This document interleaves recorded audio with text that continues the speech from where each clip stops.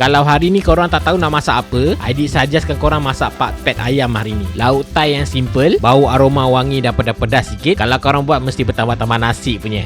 Jom kita masak. So macam biasa, ayam ni kita nak kunyit dan garamkan dia dulu. Lepas tu korang gaul-gaulkan dan gorengkan ke dalam minyak yang panas. Goreng tu tak perlu nak garing sangat, cukup sekadar masak je, okey? Okey, seterusnya untuk bahan blend pula, korang masukkan 1 biji bawang besar, 3 ulas bawang putih, sedikit kunyit hidup dan juga lengkuas, 1 batang serai, sedikit cili api dan juga cili kering yang telah direbus, setengah sudu makan lada hitam, dan last sekali sedikit belacan. Kalau korang allergi tak letak pun tak apa. Nanti korang tambahkan air dan blendkan dia sampai halus, dan kita nak tumiskan dia sampailah terbit minyak. Kemudian bolehlah kita masukkan sedikit sos tiram, sedikit sos ikan dan juga sedikit paste asam jawa. Tambahkan dalam 4 helai daun limau purut, and then korang adjustkanlah garam dan juga gula dia secukupnya, okey?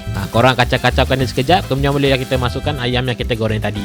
Dan untuk sayur dia pula, tambahkan kacang panjang dan juga baby corn. Korang tambahkan air sikit untuk berkuah kita punya lauk ni. Sama masak dalam 2 ke 3 minit macam tu, dan siap dah kita punya pat ayam kita hari ni. Resepi pun Aidil dah kongsikan, nanti bolehlah korang try, okey? Selamat mencuba.